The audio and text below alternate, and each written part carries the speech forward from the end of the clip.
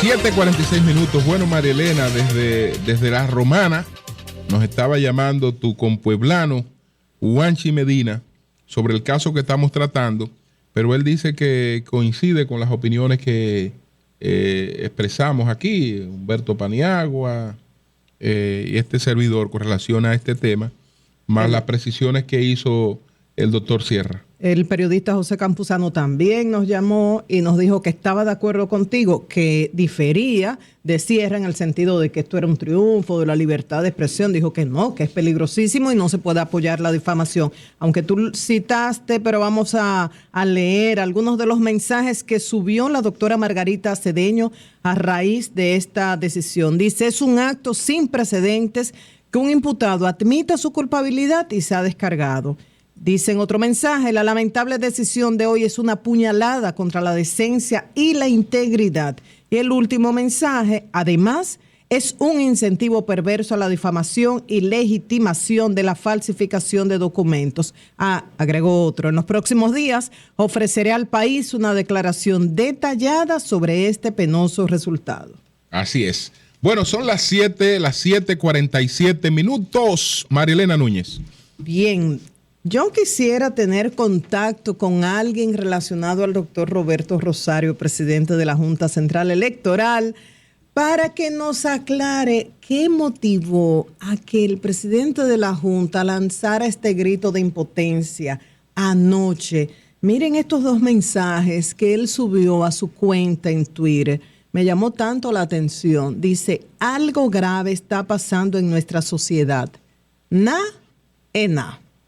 Por tanto, lo anormal es normal. De nada vale ser correcto, un sentir de impotencia.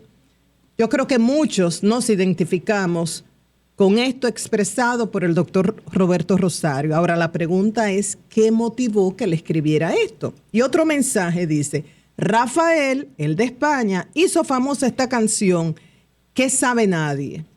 El derecho, intimidad y privacidad en el pensar todavía está vigente en República Dominicana. ¿Qué ha pasado? ¿Quién ha intentado violar este derecho en su caso? O sea, ¿qué ha motivado, qué ha provocado esto? Ojalá que en el transcurso del programa podamos tener respuesta a esto. ¿Por qué lanza estos mensajes el doctor Roberto Rosario manifestando impotencia, palabra que él mismo utiliza en sus tweets? Y es verdad, como él dice, que nada es nada. En ese sentido, yo creo que es importante aclarar unos accidentes ocurridos recientemente. En el día de ayer, 3 personas murieron, 27 resultaron heridas. Era un autobús de la Dirección de Migración que iba por la carretera de Constanza, Casavito. Y a la altura del kilómetro 6,5 se dice que hubo fallas en los frenos y el autobús se volcó, chocó con una montaña. El chofer está interno junto a los demás heridos. Eran personas de Haití, indocumentados, que habían sido detenidos para procesarlos y luego continuar con el proceso de repatriación. Pero uno dice, hay accidentes que no se pueden evitar, aquellos accidentes que tienen que ver con una forma temeraria de manejar otros o fallas que no se podían predecir, situaciones así, una situación de salud que se le presenta a una persona, al conductor, que no haya presentado antecedentes sobre este problema cardíaco. Perdón, Helen, yo creo que están llamando de parte del doctor Pereira, así que un momentito, le voy a dar el teléfono, perdónenme, pero es que es importante porque sí, yo creo que están llamando por ahí, así que quizás en unos minutos tenemos la versión del doctor Pereira. Pero en este caso de este accidente del autobús de migración, que según las informaciones que se han dado hasta ahora, que deben ser confirmadas por migración de manera oficial, que hubo fallas en los frenos, se hizo la revisión periódica que debe hacerse a todo vehículo. El conductor revisó este autobús antes de partir con estas personas de Haití por esa carretera que por demás es muy peligrosa. De estas vidas nadie las devuelve. La situación de los heridos, incluyendo al conductor, está ahí. Y no podemos admitir, como decía el presidente de la Junta en su mensaje, nada. No, aquí hay responsabilidades y si alguien falló, que sea sancionado. Al igual que el caso que mencionó La Luz, indignado desde que llegó al programa en el día de ayer, luego dimos los detalles de la joven de 14 años que iba a la escuela, a su liceo en Los Jardines, y fue atropellada por un conductor que decidió irse en rojo para aprovechar un pasajero y subió en la acera.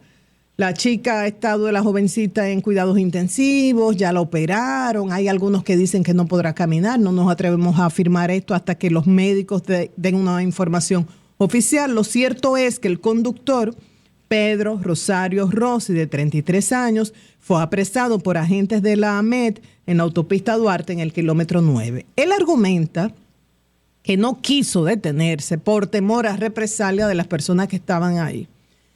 Ese argumento puede entenderse, puede parecer lógico, porque ustedes saben lo que pasa. Estas niñas estaban en la acera, el semáforo estaba en rojo, él cometió una falla y las atropelló. O sea, la reacción de la gente es atacarlo. Ahora, si él quiso evitar esa represalia, se pudo haber entregado después y no tener que esperar a que agentes de la MET lo detuvieran, lo apresaran. Entonces, mientras tanto, ¿qué se va a hacer con este conductor?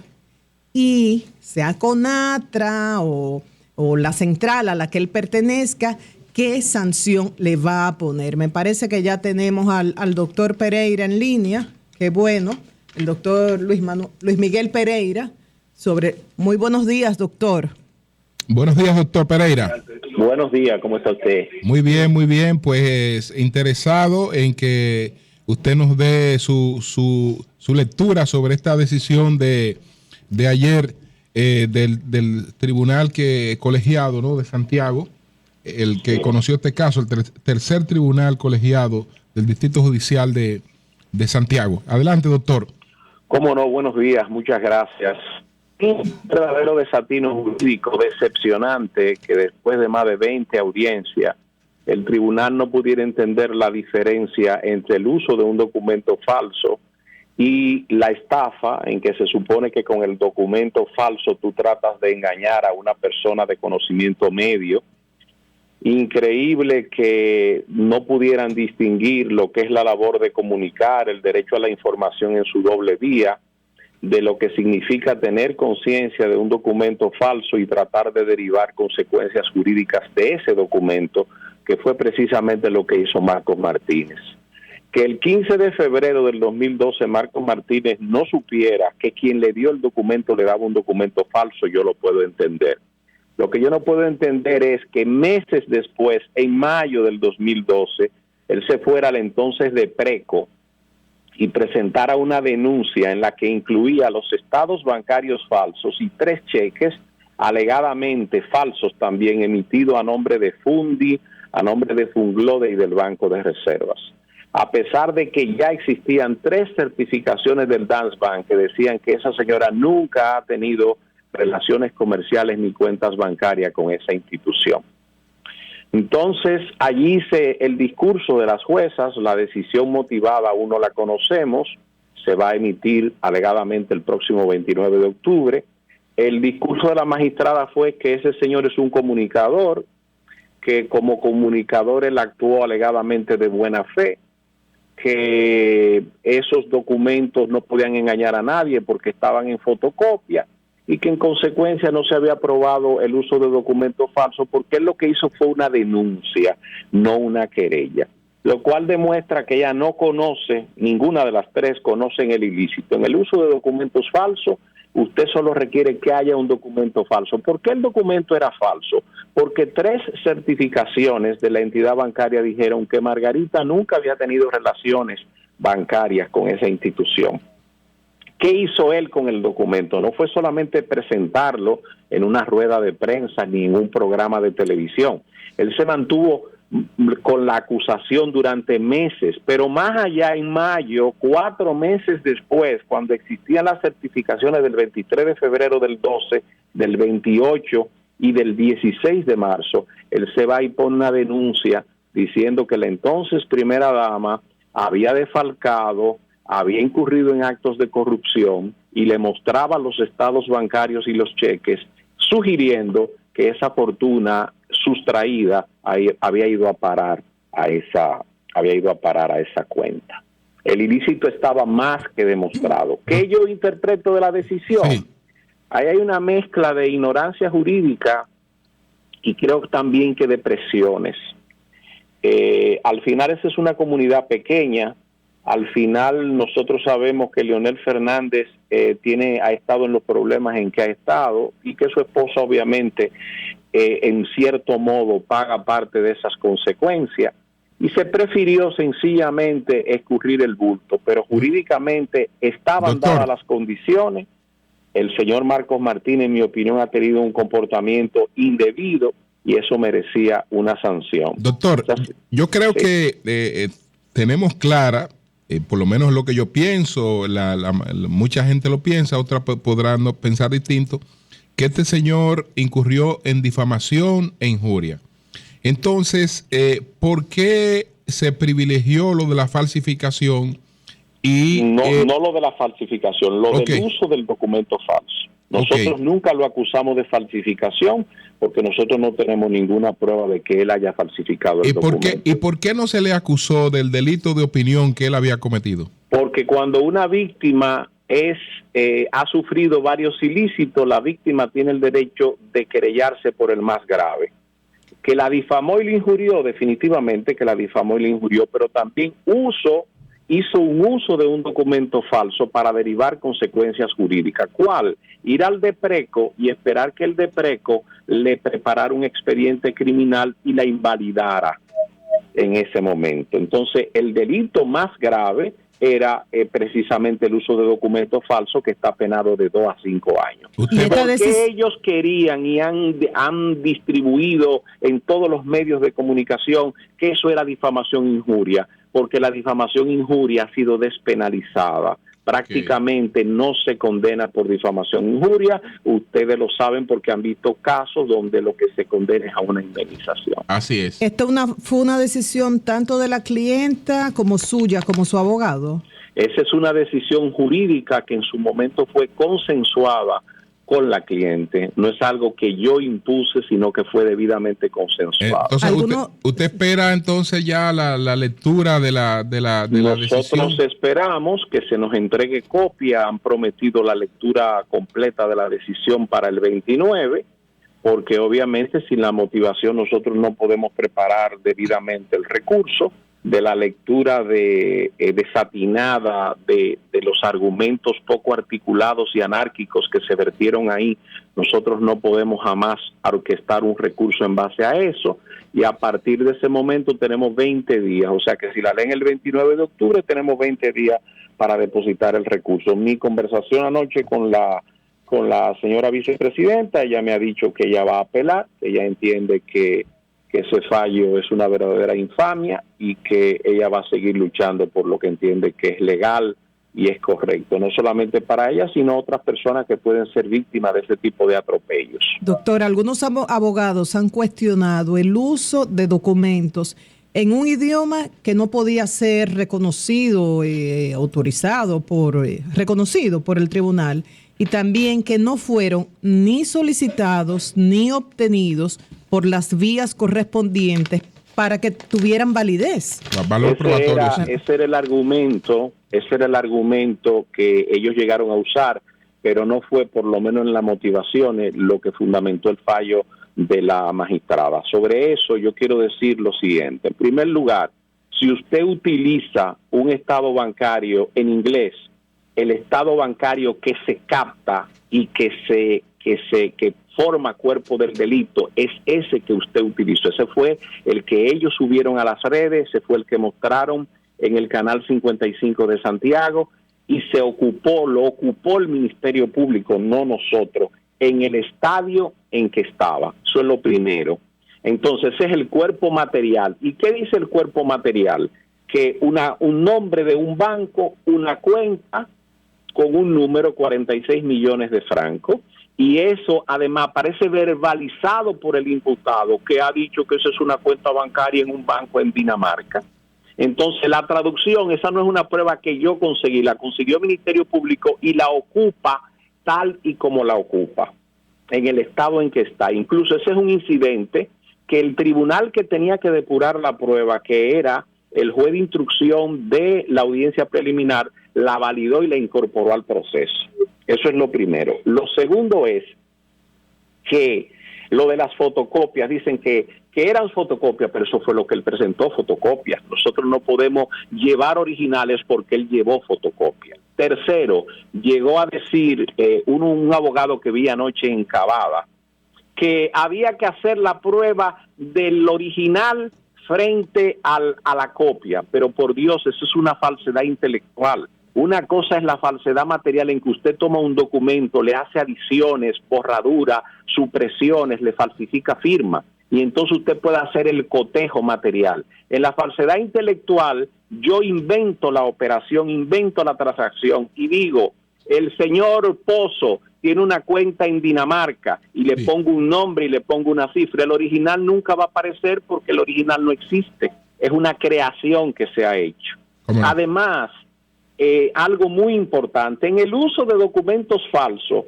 yo no tengo que probar quién falseó el documento, yo no tengo que probar que ese que falseó el documento está sometido. A mí me basta comprobar que a la gente que cometió el ilícito, yo le he dado muestra de que es falso, y la persona, a pesar de saber que es falso, se mantiene dándole un uso al documento para derivar ventajas jurídicas. ¿Cuál ventaja trató de derivar?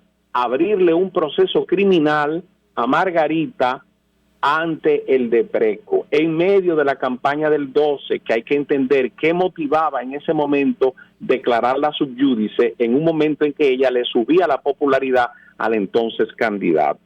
Esa es la realidad jurídica de esa situación.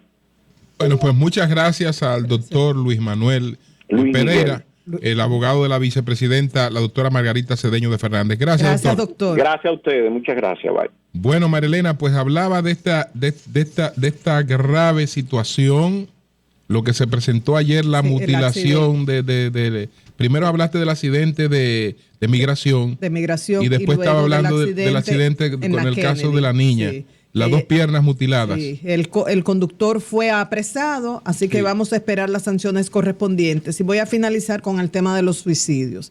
Se ofrecen diferentes cifras. Hay unas cifras de hay un promedio como de 453 suicidios por año en los últimos 5 o 6 años. Y dicen que este año no ha sido, hasta el momento, el de mayor número de suicidios, a diferencia del 2011, que sí la cifra se disparó. Eso según los datos de salud pública, porque hay un observatorio que ofrece otras cifras y según este observatorio los datos andan por 500 y pico, 600. Eso en cuanto al número. ¿Qué dicen? Ahora hay una percepción de que hay mayor cantidad de suicidios porque han ocurrido en lugares públicos.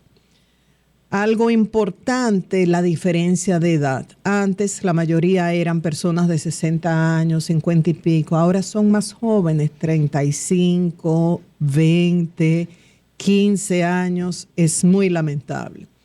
Muchos de estos suicidios ocurren en las ciudades grandes, con mucha concentración, con mucha población, en el Gran Santo Domingo, en Santiago. Sin embargo, en provincias muy pobres, podríamos citar a Pedernales e Independencia, o sea, estas provincias han aparecido en años con 0 suicidios, que dicen los profesionales de la conducta, aunque tengan más carencias ellos y quizás más problemas, quizás tienen menos presión social y económica y tienen más vínculos, lo que los profesionales de la conducta llaman anclas, más apoyo de la familia, de los amigos, de los vecinos, a diferencia de las grandes ciudades que la gente no tiene tiempo, cada quien está en lo suyo y la persona se siente mucho más solo. Lo más importante en todo esto es que sí hay mucho que podemos hacer. La persona que se va a suicidar a veces presenta cambios en la conducta. Y esto lo dicen los profesionales y dan testimonios también personas que en su familia han tenido esta tragedia. Ahí está el caso de Pilar Sánchez, que creó la Fundación Ángeles de la Guarda, y esto motivada por el suicidio de un hermano. Y luego ella, viendo un programa de televisión, escuchando a un psiquiatra hablar, se dio cuenta de que su hermano presentó esos síntomas que estaba describiendo ese psiquiatra. Su hermano era muy sociable, interactuaba mucho, estaba retraído. Su hermano cuidaba mucho su imagen, de repente estaba descuidado. Y su lamento, un sentimiento de culpa que ella ha sentido es si ella hubiera tenido la información en ese momento, quizás lo hubiera evitado. Y una manera de honrar a su hermano, ya creó esta fundación. Quiero darles el teléfono porque a cualquier hora del día, de la noche, que usted vea que una persona necesita ayuda o que usted mismo necesita ayuda, puede llamar a este número. Y como esta y otras fundaciones, luego nos pueden llamar 829-883-9801. Repito, el teléfono de la Fundación Ángeles de la Guarda, que ayuda para prevenir el suicidio, 829-883-9801. Y siempre recordemos el lema de ellos: observa, escucha, ayuda. ¿Cuál es la intención, el motivo de este lema? Que debemos estar atentos, observar lo que está pasando a nuestro alrededor, escuchar lo que dicen las personas con las que nos relacionamos para ver si ellos necesitan ayuda y sugerirles a Maurice que busquen un profesional de la conducta.